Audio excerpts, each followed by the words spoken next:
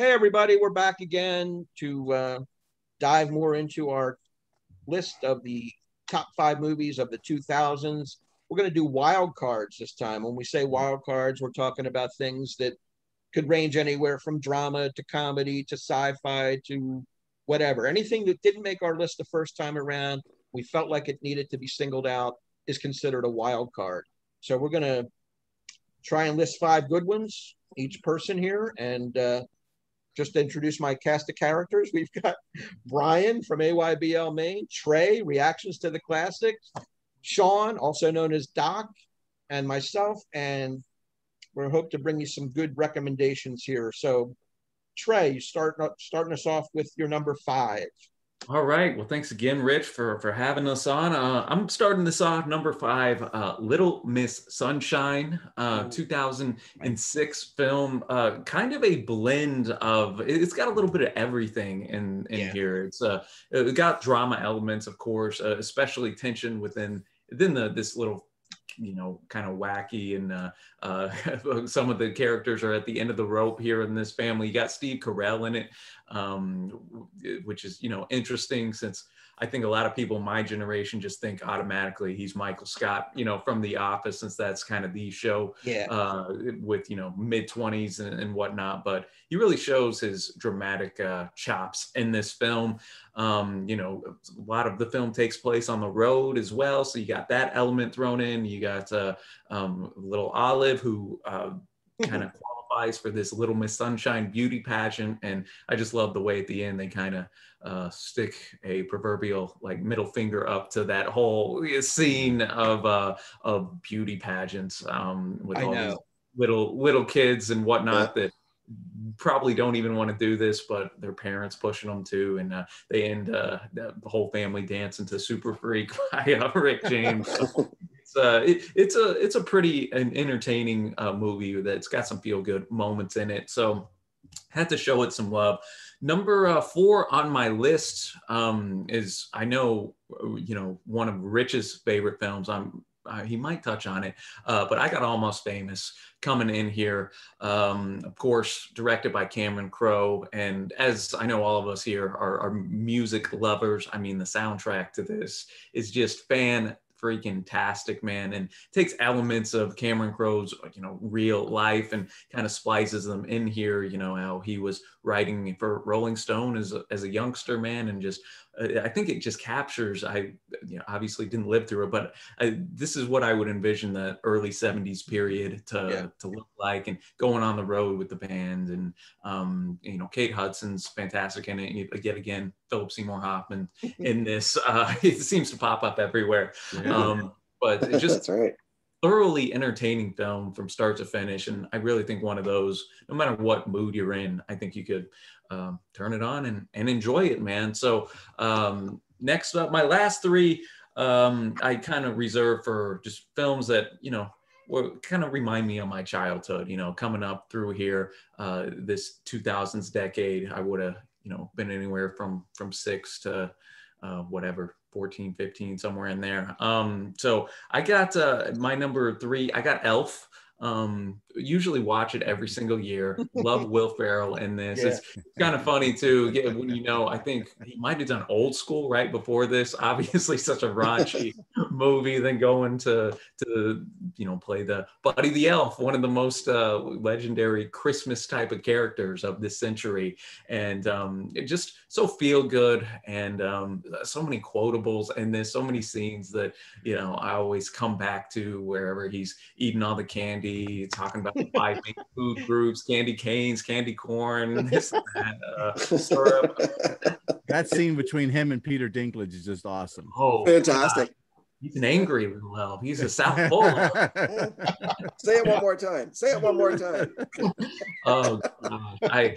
Adds a lot of good, Christmas type of films do it. It has that good message, worry, appreciate your family more so than your work and whatnot. So I dug that. Number 2 on my list, my last 2, I had to show some animated films some love. This film last year was deemed so important that the Library of Congress put it in the National Film Registry.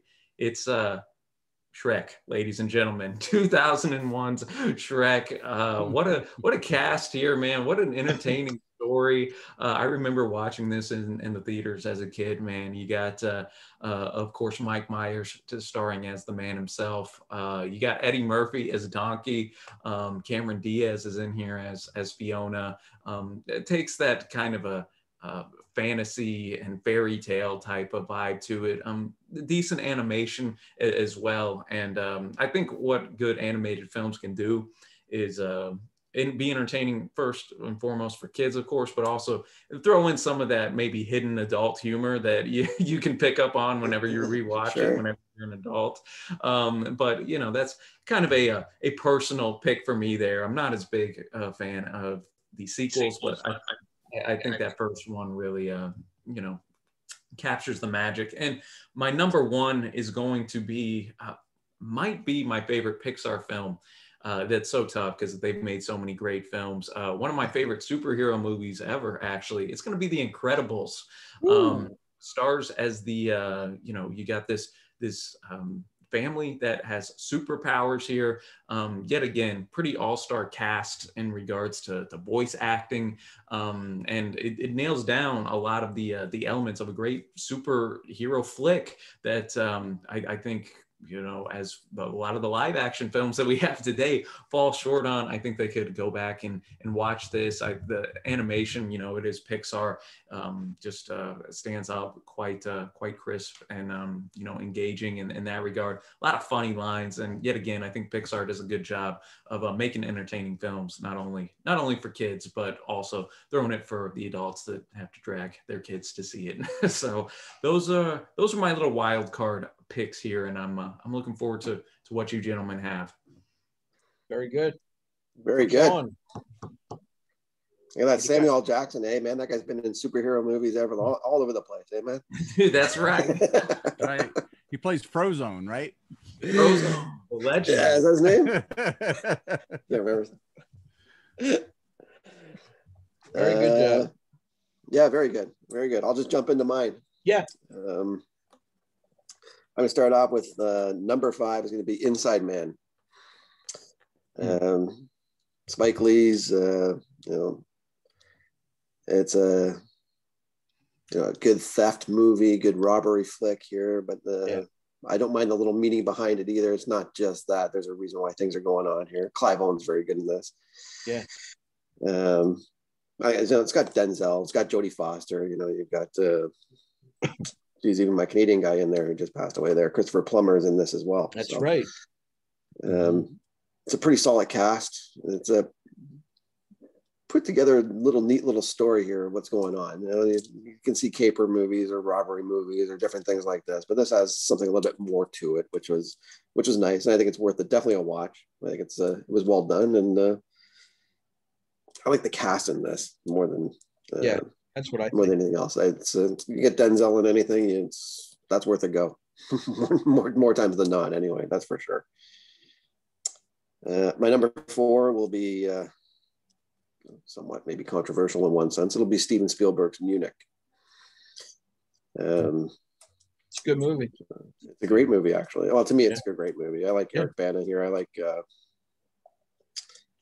you know, Bond here. You got Craig in there too. So this is Daniel Craig and Eric Bana here playing, you know, this is a revenge movie from basically the Munich massacre here and at the Olympics.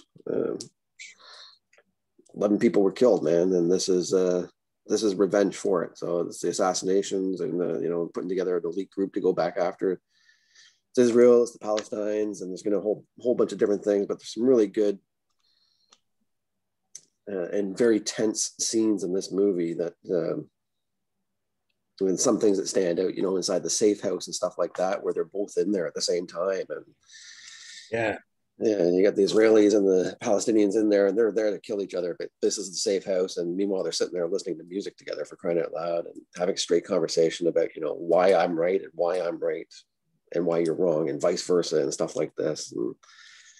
And great script. And you know, do they get them? Don't they get them in the end? You know, that's you're watching it for this if you don't know it, but it's to get to the ending, it's really well done. Spielberg shows you something pretty good here, I think. So it's definitely worth a watch if you ask me. Historically, not 100% accurate, but enough of percent accurate to make it worth your watch. That's for sure. My number 3 is going to be Gran Torino. So I think, Brian, you might have had this one on a previous list. Yep. This is a great movie. All these movies have some undertones, I guess, in the one sense. So, and Brian, you've touched on this previously here. This, Clint is not really Clint's a racist in a lot of senses in this movie here. He doesn't like anybody in his neighborhood, let alone anything else. So, but the some things touch a nerve with him, and he puts somebody under his wing here that's, he takes care of this kid who's being, bullied into doing things that he doesn't want to do with the local gangs and stuff like this. And it shows a lot of sacrifice, shows a lot of different sides of things. And this is not a heartwarming story or anything like this. This is just going to be a story about, just the different sides of life and, what impact maybe one individual can have on another individual, and maybe keeping somebody going on the straight path that they should be on instead of getting steered. So Gran Torino was a pretty good movie, man. And it's definitely worth a watch for sure. My number 2 is Eastern Promises. That's another good one. Wow. Yeah. This is a really good flick here. This is a Cronenberg flick here. Vigo again showing up. I mentioned History of the Violence in the previous one here. And back-to-back Vigo. Yeah, Vigo's a good actor, man. He is very good. Naomi Watts is in this one as well. Yeah. And the British-Russian connection about, Naomi Watts comes across some things here that are pretty shady, or looks like they might be a little shady, but she doesn't know it exactly when she's getting a diary of some underage girl who's pregnant but dies, but the baby is born.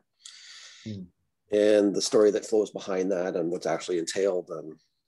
You don't want to give too much about the movie away, but it's Vigo's very good in this movie. There's a lot of things and the lengths that people will go and stuff to that effect. And don't mind the little twists that actually that happens in there as well. So it's definitely worth a watch. That's for sure. It's really well done. But my number 1 is Crash, actually. So this is another controversial movie in one sense here, because this has there's a lot of racial undertone in this movie. This one Best Picture doesn't get talked about at all, to be honest with you, being a Best Picture winner, to be honest with you, that has something substantial to talk about. Some of these things are very relevant still today. And, and this is, like you said, 15 years ago on some of these movies here that we still got these problems. It's kind of stupid that we still do in one sense. So, but the acting's great in this movie. It's all basically, here comes the linear connections here about different stories and how they intertwine and different things like that. Matt Dillon's very good in this movie. Excellent. Very good. Brendan Fraser is in this too, isn't he? Brendan Fraser is in this movie. How about Sandra Bullock in this movie? She's fantastic. Sandra Bullock. Is Don Cheadle? Don Cheadle in this? Cheadle. Yes. Great cat. Ryan Phillippe. It Ryan goes on and on. in this, the cop, and Keith David, I think, is in this movie. Yeah, that's a great cast. Great cast, and they don't shy away from talking about what the actual they bring it. It's a head-on discussion about what actually, Keith David's character, I think, in this movie is actually he's got some scenes in that movie where he's just laying it right at you. That's the way it is, and keep on going. Just a really good movie. Crash won Best Picture for a reason, and I think it's definitely worth a watch. As much as some of the content is not the best to watch in some of these movies anyway, but I think it's definitely worth a watch. I agree. I think it's way too maligned. I think it's a very, very relevant movie, and all you got to do is watch the news, pick up a newspaper. This stuff's still going on, and this is a director, Paul Haggis. That's right. Who put it out there for you 15 years ago, okay? And nothing's changed. It may have gotten worse, but people just can't get along. It's a horrible, horrible thing, judging people on the color of their skin or the uniform they wear, or it goes both ways, and it's a crash of these type of things. And also the Asian thing is involved here too. there's a store owner, an Asian. That's You hear right. about it all the time in the news. People targeting them because they know they carry cash, profiling them. It's all in this movie. So I recommend it. I didn't want to have back-to-back controversial stuff, or I would have put it on my own list. I took care of it for you, Rich. Thank you very much. I appreciate No problem, that. Brian, what do you have for us today? All right. Well, let's see. At number 5, I got something that to help out my boy Shawn to get pepped up again. I got Lost in Translation as my number 5. Fantastic, buddy. Awesome.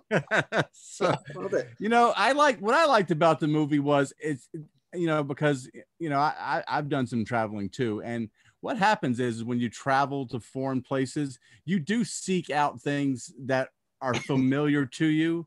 Yeah. So it wouldn't be on the realm of possibility for two Americans, even if they were completely polar opposites in every possible way, to pair up when they would be overseas. I mean, it's the same reason I spent, you know, a week in Warsaw, and I think we ate at the Hard Rock Cafe like 2 or 3 times while we were there, right? Yeah. It's American cuisine. It's got American stuff hanging all over the wall. They're playing American music. You're seeking out things that are familiar to you. And I thought Bill Murray did a good job in it. I thought, you know, I know sometimes his acting seems to come across in the same manner, but I thought he did a good job. I like Scarlett Johansson in it. I like her better in that than any of the MCU stuff she's ever done. I mean, I could definitely leave her on the floor there. Number 4 for me is a anime movie called Spirited Away. I don't know if you guys have ever seen that or not. Yeah, you know, I know that, you know, it is anime. Some people just aren't into that, but this one actually has a really great story. It's about a little girl that her and her parents go to this ancient city, and they're just kind of like taking it in like in a touristy fashion. And then they get trapped within this spirit world, and she has to try to help rescue them and navigate her self through the spirit world by performing various tasks and doing various things to rescue her parents and to rescue herself to get away. It's a good story. I think it's Hayao Miyazaki. I think I pronounced his name correctly, is the director. Definitely worth to see. Even if you're not in anime, it's definitely worth seeing. Number 3 for me is Requiem for a Dream. I mean, everybody's already touched upon this movie several times. It's a hard movie to watch again. But definitely it's a movie that people should watch, dealing with addiction and 3 different stories that are all interconnected in some way. So I don't have to talk about that a lot. Also, don't have to really talk about my number 2 pick, which is Children of Men. I think really one of the best powerful dramas of a dystopian nature that came out in the 2000s. Clive Owen is really good in it. Does a very powerful job in it. Julianne Moore, I believe, was his ex-wife. She does a good job in it as well. Michael Definitely Caine. worth seeing. Michael Caine, that's Michael right. Caine. Yeah, that's how he gets his little fix here, right? He goes to see He's like Michael an Caine. old burned out hippie. He's got real long hair and cool. That's great. That's right. My number 1, I don't know if you guys have seen this. And again, another movie I think you should definitely see if you haven't. Things We Lost in a Fire. Saw it. You saw it? I have not. It is, I mean, it's totally under the radar movie. Benicio del Toro plays a drug addict who was the best friends of David Duchovny's character, who died in the movie. He intervened in a domestic affair and got shot. And his wife Holly Berry ends up taking Benicio del Toro under her wing a little bit, trying to help him through his addiction to be able to get past it. It's really well acted. That's my favorite role for Holly Berry that I've ever seen her in. Actually, I didn't really care for her in Monsters Ball or anything like that. Benicio, it does a tremendous job in it, and it's just a good slice of life type of film.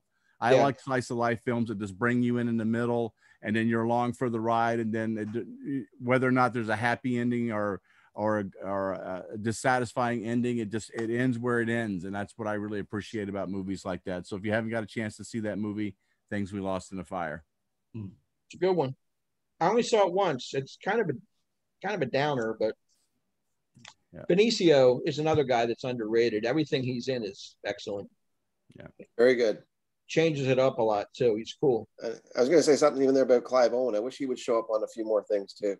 Yeah, what happened to his career? He was going high for a while. You don't see him much anymore. I don't know. You know, we've said his name a few times here throughout the, he's excellent. The 90s and 2000s, where he was a pretty solid dude, man. I liked him in that movie Closer too. Do you ever see Closer, the Mike Nichols film? With Julia Roberts, Natalie Portman, and Juno. Oh, that's a really solid movie. Mm-hmm. Excellent movie. I didn't pick it, but it's still a good movie. Anyway, I have some honorable mentions that I just want to throw in real quick. There's a movie called In Bruges, Colin Farrell and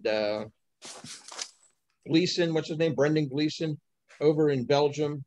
So it's like a comedic hitman movie. Absolutely a must see. I waited till last year to see it. I'm glad I did. It's got a lot of good elements. 21 Grams, absolute must, and Little Miss Sunshine as well. All three of them just missed my list. Number 5 is Wonder Boys, directed by Curtis Hanson. Yep. Michael Douglas plays this professor who had one mega successful novel, and he's now got writer's block. He's been working. He can't really finish his next novel. He's a professor at Pittsburgh University.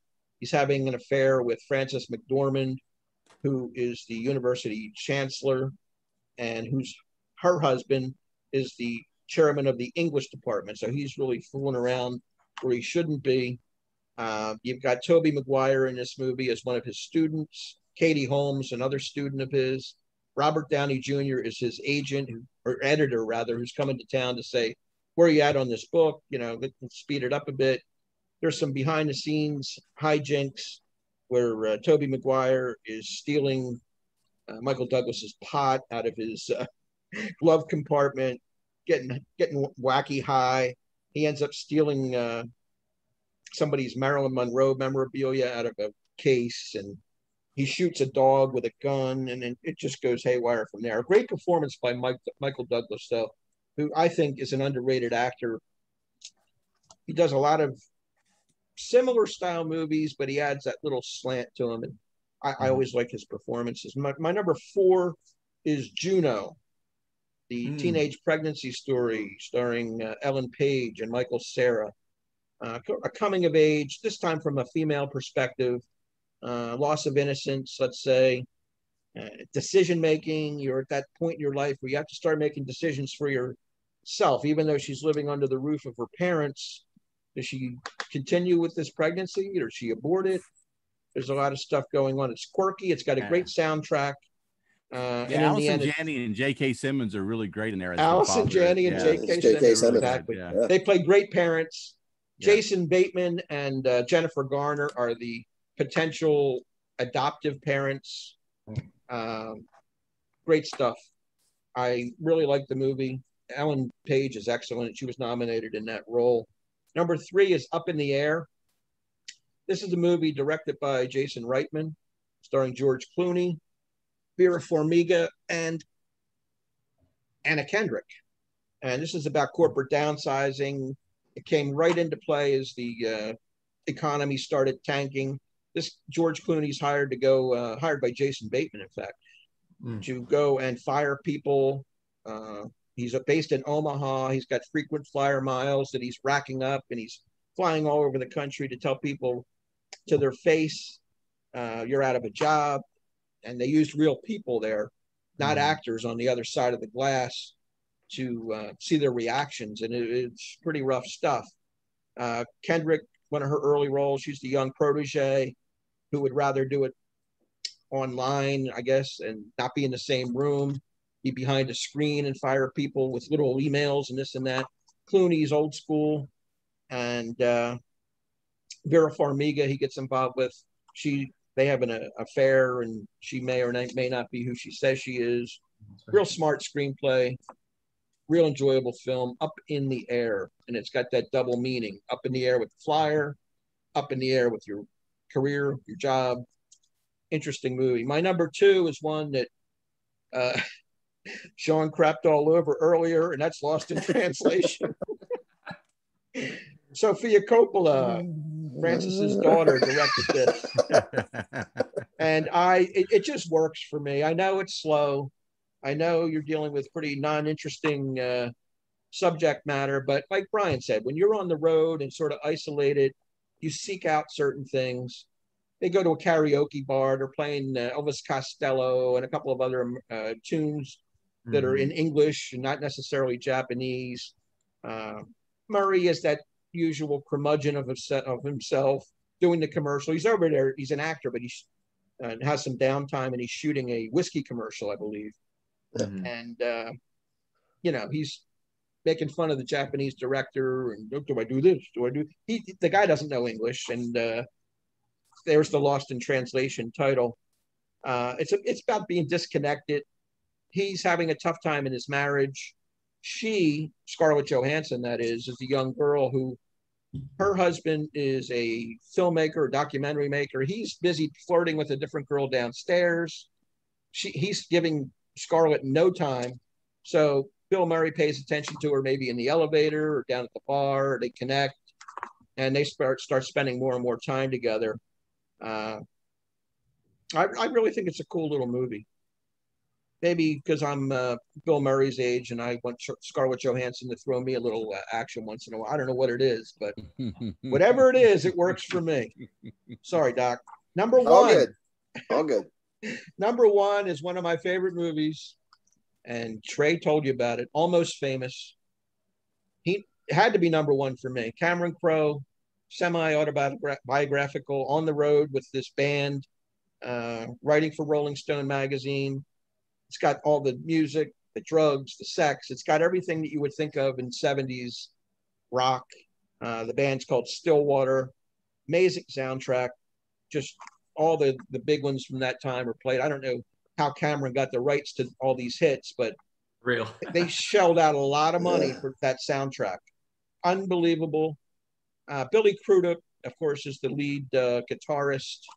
Here, I want to throw out some kudos to some of these actors. Frances McDormand is Patrick Fugit's mother. Patrick Fugit plays the young kid, who I've read a lot about him, and he takes unnecessarily abuse for his performance. I think he's very likable, very naive in this movie, but it's believable.